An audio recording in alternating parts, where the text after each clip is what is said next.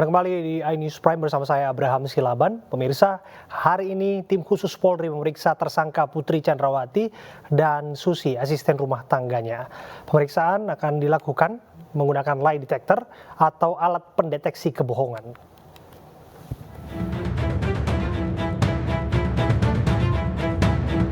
Istri Irjen Verdi Sambo, Putri Chandrawati, tersangka pembunuhan Brigadir Joshua, hari ini diperiksa penyidik Polri menggunakan lie detector atau alat pendeteksi kebohongan yakni uji poligraf. Pemeriksaan dilakukan penyidik di Pusat Laboratorium Forensik Sentul, Jawa Barat. Selain Putri, asisten rumah tangganya juga sekaligus saksi, Susi, juga diperiksa. Pemeriksaan ini dilakukan untuk menguji tingkat kejujuran para tersangka dan saksi dalam memberikan keterangan. Ketua DPP Partai Perindo bidang Hankam dan Siber, Susanitas Kertopati menyebut pemeriksaan menggunakan lie detector terhadap Putri Chandrawati memang harus dilakukan. Pasalnya, selama ini Putri terkesan terus melempar drama dan alasan. Nuning juga berpandangan Putri harus segera ditahan. Kalau kita lihat kan PC utamanya ya, banyak sekali alasannya lalu kemudian mendramatisir. Jadi harus dengan lie detector dan jangan ditahan di luar. Itu yang baru berkeadilan. Kalau memang dia salah, tahan. Sebelumnya, 3 tersangka lain di kasus pembunuhan berencana Joshua, Barada Richard Eliezer, Dipta Riki Rizal, dan Kuat Maruf juga telah diperiksa dengan menggunakan alat pendeteksi kebohongan. Hasilnya, mereka dinyatakan berkata jujur. Sementara itu untuk tersangka Verdi Sambo akan diperiksa dengan menggunakan alat yang sama pada hari Rabu.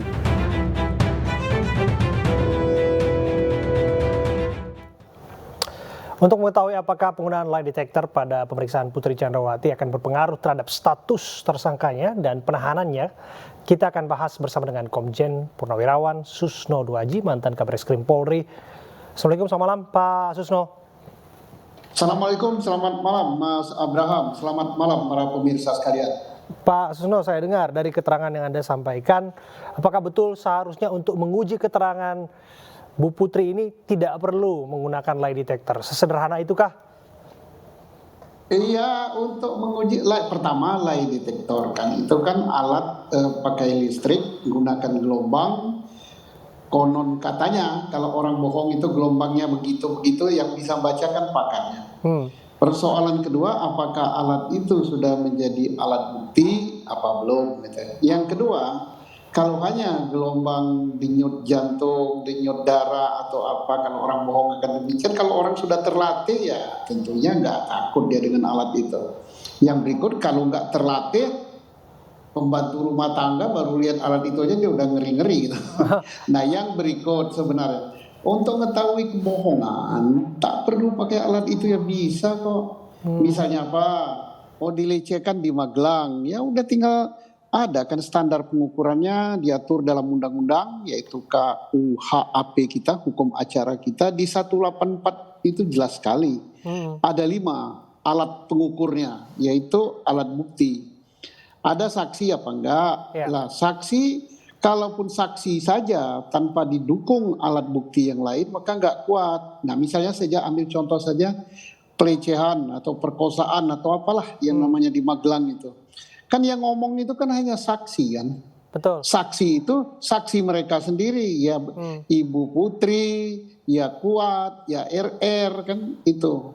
Ya itu saksi itu walaupun 1.000, 1.000.000 sekalipun, kalau hanya saksi saja ya itu nggak ada harganya. Baru saksi itu menjadi alat bukti manakala didukung alat bukti yang lain. Misalnya ada CCTV yang memperlihatkan peristiwa pelecehan atau perkosaan itu.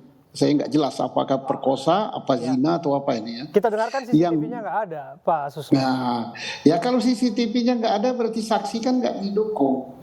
Nah, terus yang berikut misalnya ada nggak pisemnya bahwa terjadi kekerasan, perkosaan sehingga luka, lecet di sini situ, nggak ada juga. Terus apa lagi? Kalau semuanya nggak ada, CCTV nggak ada nggak misalnya rekaman videonya di HP apa di mana, nggak ada, ya udah nggak ada juga.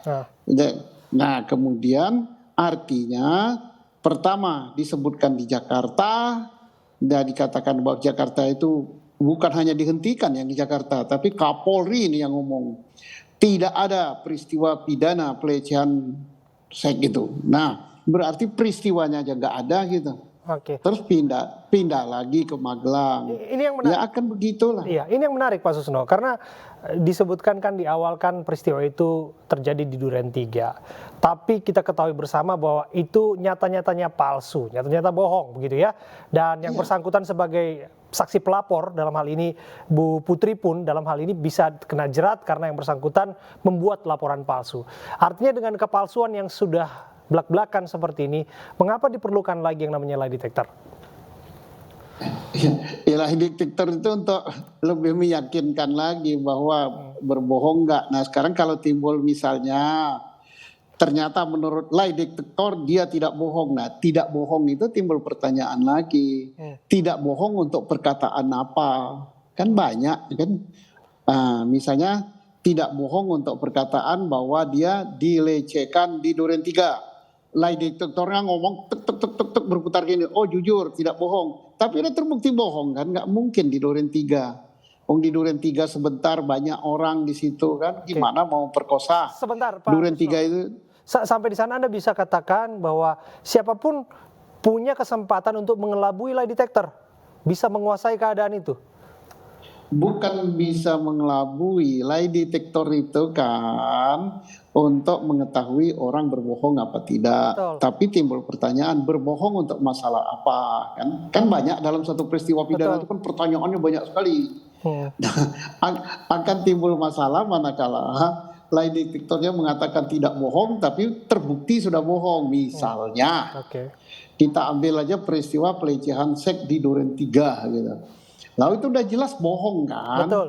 Mana sempat di Duren 3, datangnya jam berapa, eksekusi pembunuhan jam berapa, masih sempat nggak si Joshua itu berzina? Di dalam CCTV kan dilihat, Joshua itu kan dipanggil, dia ada di luar kan, dipanggil masuk ke dalam kan, hanya berapa menit kemudian terjadilah eksekusi. Mau berzina di mana? Jelas sekali bahwa di Duren 3 itu bohong berarti kan. Nah sekarang tanya lie detector, bohong nggak dia? Kalau ternyata saya nggak tahu ya, karena saya ini bukan pakar lie detector ya, tapi akan timbul problem. Ternyata misalnya lie detectornya bilang gini, oh nggak bohong gitu. Tapi kan sudah terbukti bohong, mau apa gitu. Nah itu dia, andai kata itulah yang terjadi. Pada akhirnya ada kebohongan yang dideteksi melalui mekanisme pemeriksaan melalui alat lie detector. Kira-kira apa implikasinya untuk yang bersangkutan Pak Susno dan juga untuk proses penyidikan yang sedang berlangsung? Iya, kita kan memakai standar hukum yaitu hukum acara pidana. Lah kalau lie detector ngomong begitu ya kita bisa buktikan bahwa lie detector lah yang berbohong gitu kan. Lah, jadi Bu Putri dikatakan tidak berbohong tapi lie detectornya mengatakan jujur. Berarti yang bohong siapa? Lie detector. Apakah tersangkanya dipindahkan ke lie detector? Ya bisa kan? Lie detector terbukti berbohong, maka tersangkanya lie detector memberikan keterangan palsu gitu. Ya itu kan lucu-lucuan aja. Tapi nggak apa-apa lah, itu manfaatnya ada juga gitu kan. Kalau dia untuk pembanding aja gitu. Nah ya untuk scientific crime investigation itulah ya istilah yang sering digaungkan belakangan ini. Tapi terima kasih sekali lagi ya waktu Pak Komjen Purnawirawan Susno Duhaji mantan Kabareskrim sudah menyampaikan pendapatnya mengenai kasus ini. Terima kasih Pak Susno. Terima kasih Mas Abraham. Selamat malam. Selamat malam. Pemirsa, nama Putri Chandrawati sudah ada sejak awal kasus dugaan pembunuhan Brigadir Yosua bergulir. Bahkan DNA Putri ikut ditemukan di lokasi kematian Yosua. Doa biar kami sekeluarga cepat menjalani masa yang sulit ini.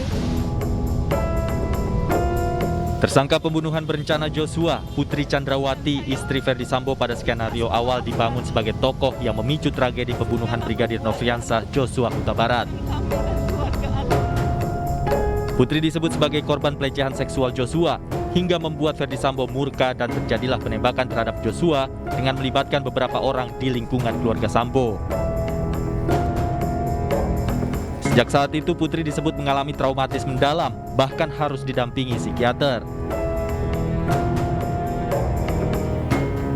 Namun tim khusus Polri menemukan DNA Putri Chandrawati di lokasi tewasnya Joshua di rumah dinas Kadif Propam di Perumahan Polri Duren 3 Jakarta Selatan, selain DNA 4 tersangka lain. Kita juga berusaha untuk mencari sidik jari dan DNA di seluruh lokasi yang kemungkinan menjadi aktivitas orang-orang yang ditemukan pada saat pertama kali ada kejadian. Yaitu ada 5 orang, ada Ibu Putri, ada Pak Sambo, ada Kuat, ada Ricky, dan Richard. Putri memiliki peran penting dalam kasus dugaan pembunuhan Brigadir Joshua yang didalangi suaminya. Kabarreskrim Polri, Komjen Agus Andrianto menegaskan, hanya Putri yang mengetahui penyebab pasti yang mendasari kemarahan Sambo pada Brigadir Joshua. Terutama peristiwa yang diduga terjadi di Magelang, Jawa Tengah. Hanya kepada Putri lah polisi dapat menemukan motif kuat yang melatar belakangi peristiwa yang masih menarik perhatian masyarakat hingga saat ini.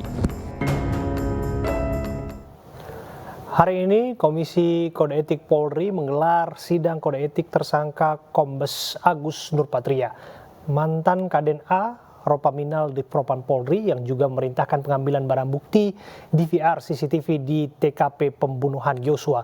Selain itu, Polri juga membantah soal isu keterlibatan 3 Kapolda dalam kasus pembunuhan Brigadir Joshua.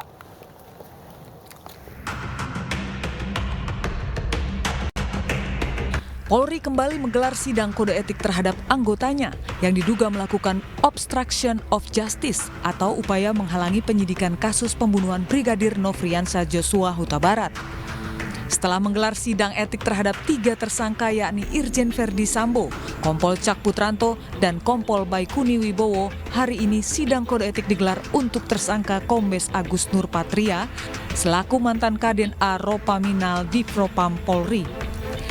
Sebanyak 14 saksi yang merupakan perwira polisi hingga bintara turut dihadirkan untuk memberikan keterangan terkait upaya menghalangi penyidikan dan menghilangkan barang bukti.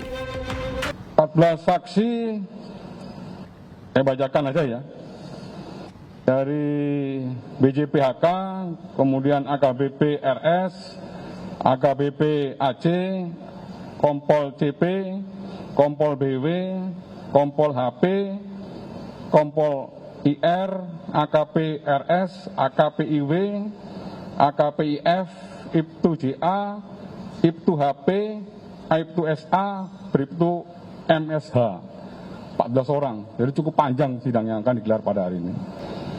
Contoh misalnya KBP ANP ini, ya dia bukan hanya melanggar 1 pasal, dia melanggar beberapa pasal.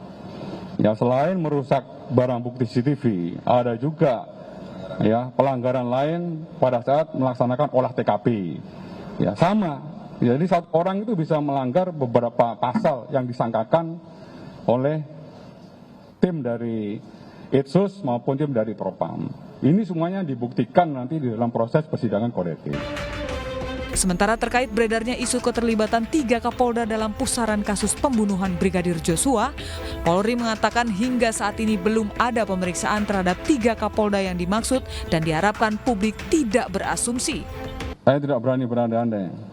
Ya, kalau saya belum mendapat informasi yang update dari tim sus, ya itu belum berani saya jawab. Karena tim sus sekali lagi bekerja sesuai dengan fakta yang ditemukan, ya. Dan itu nanti akan disampaikan hasil kalau memang ada. Ya, kalau misalnya nggak ada seperti yang tadi saya luruskan, pemeriksaan 3 Kapolda, saya tegaskan tidak ada, belum ada sampai sekarang hari ini. Ya, kita tidak boleh berasumsi, biar tim sus ini bekerja sesuai dengan norma hukum ya, dan kaidah-kaidah yang berlaku.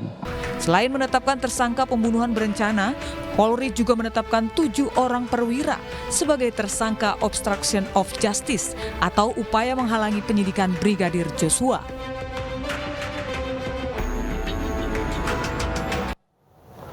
Pemirsa, hingga saat ini sidang Komisi Etik dengan tersangka Kombes Agus Nurpatria masih berlangsung. Kombes Agus Nurpatria menjadi tersangka perintangan penyidikan karena diduga memerintahkan pengambilan barang bukti DVR CCTV di TKP pembunuhan. Dan untuk mengetahui perkembangan terkini pemeriksaan di Barreskrim Polri, kita akan bergabung bersama dengan Salam Rahmat. Salam, sudahkah ada keputusan yang dijatuhkan kepada Kombes Agus Nurpatria? Baik, selamat malam Abraham dan juga pemirsa. Hingga saat ini sidang kode etik terhadap perwira polisi terkait dengan obstruction of justice dalam kasus kematian Brigadir Joshua dengan mantan Kaden A Biro Paminal Divisi Propam Polri Kombes Agus Nurpatria masih berlangsung hingga saat ini. Dan persidangan ini juga sudah berlangsung sejak pukul 10 pagi hari tadi dengan agenda pemeriksaan terhadap para terlanggar dari kasus kematian Brigadir Joshua dan juga pemeriksaan terhadap 13 orang saksi untuk memutuskan apakah akan memberikan sanksi etik terhadap terduga pelanggar dalam kasus kematian Brigadir Joshua ini lantaran Kombes Agus Nurpatria ini diduga memerintahkan pengambilan barang bukti berupa DVR CCTV di TKP kejadian Duren 3. Pasalnya pada pagi hari tadi dalam sesi wawancara dengan Kadif Humas Polri Irjen Pol Dedi Prasetyo ini mengatakan ada sebanyak 14 orang saksi yang diperiksa. Namun dari konfirmasi terkini yang kami dapatkan hanya ada sebanyak 13 dari anggota kepolisian yang diperiksa sebagai saksi. Yang mana satu pihak anggota kepolisian ini tidak hadir dan juga tidak memberikan informasi ataupun terkait lantaran alasan mengapa dari satu kepolisian tersebut tidak memberikan alasannya untuk hadir dalam memberikan kesaksian yang digelar pada hari ini, yakni dari Kompol IR yang juga tidak hadir. Dan dari juga informasi yang kami dapatkan hingga saat ini juga Abraham dan juga pemirsa bahwa tadi pada pukul 2 sudah ada sebanyak 4 orang saksi yang diperiksa, artinya masih ada 10 orang saksi lagi yang akan diperiksa pada hari ini secara maraton dan akan dirampungkan pada dini hari nanti. Dan juga kami juga belum mengetahui lebih pasti kapan rencananya sidang yang digelar pada hari ini akan selesai. Dan kami sampaikan juga Abraham dan juga pemirsa bahwa sidang kode etik ini nantinya juga akan menentukan nasib Kombes Agus Nurpatria sebagai anggota kepolisian. Dan dari hasil kode etik yang akan disampaikan juga pada hari ini, rencananya maksud kami sidang kode etik pada hari ini rencananya akan disampaikan pada besok hari pada pukul 10 pagi di hari Rabu 7 September 2022. Dan selain menjalani sidang etik pada hari ini, Komjen Agus Nurpatria yang digelar pada hari ini juga rencananya selama sepekan ke depan Komisi akan menggelar sidang kode etik terhadap 3 tersangka lainnya, yakni terhadap Brigjen Hendra Kurniawan, AKBP Arif Rahmat Arifin, dan juga AKP Irfan Widianto. Abraham. Baik, terima kasih. Salam rahmat atas laporan Anda. Pemirsa, sebelumnya 3 polisi sudah diberhentikan dengan tidak hormat karena terbukti melanggar kode etik terkait pelanggaran pidana obstruction of justice. 4 polisi lainnya yang juga diduga terlibat masih menanti sidang kode etik Polri.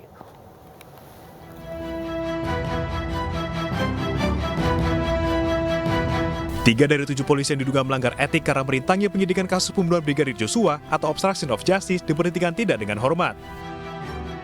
Mereka dipecat berdasarkan putusan sidang etik Polri. Di antaranya, mantan Kadif Propam Polri sekaligus dalam pembunuhan Brigadir Joshua, Irjen Verdi Sambo.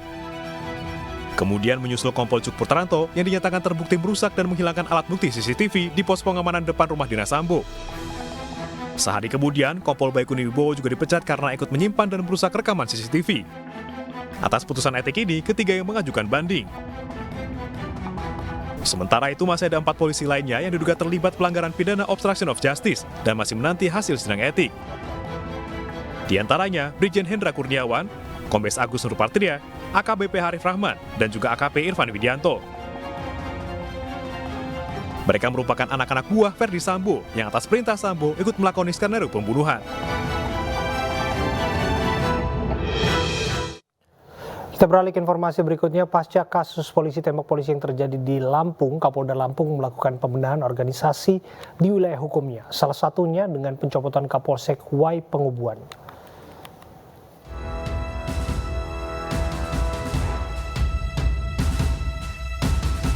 Kasus polisi tembak polisi kembali terjadi. Kali ini, seorang polisi yang menembak rekannya sendiri yang sama-sama bertugas di Polsek Y Pengubuan, Lampung Tengah, Lampung. Kejadian tersebut terjadi pada Minggu malam lalu, di mana pelaku, Aibda Rudi Suryanto, yang menjabat sebagai Kanit Provos Polsek Y Pengubuan, mendatangi rumah korban, lalu menembak korban hingga nyawa korban tak terselamatkan. Dugaan sementara motif penembakan terjadi lantaran pelaku tersinggung dengan ucapan korban. Pasca kejadian tersebut, Kapolda Lampung mengevaluasi kinerja anggotanya dengan menindak tegas anggotanya yang melakukan pelanggaran dan ketidakdisiplinan. Evaluasi kerja dan pembenahan organisasi berujung dengan pencopotan Kapolsek Y Pengubuan AKP Muhammad Ali Mansyur dan memutasinya ke Polres Lampung Tengah. Ini salah satu untuk contoh kepada seluruh para Kapolsek di jajarannya, tidak hanya melakukan perintah untuk melaksanakan tugas, tetapi juga harus melakukan pengawasan dan juga didalami ataupun diselami bagaimana apa yang dirasakan oleh anggota atau permasalahan apa yang dialami oleh anggota. Pelaku Aibda Rudi Suryanto kini ditangkap Provos Polres Lampung Tengah berikut senjata api dinas miliknya yang digunakan untuk menembak korban. Dengan 2 alat bukti yang cukup, maka Aibda Rudi Suryanto resmi ditetapkan menjadi tersangka dan dikenakan pasal 338 KUH Pidana tentang dengan sengaja menghilangkan nyawa orang lain. 2 supporter tim sepak bola bentrok setelah para pemain saling sliding di akhir pertandingan. Informasinya kami hadirkan untuk Anda saat lagi.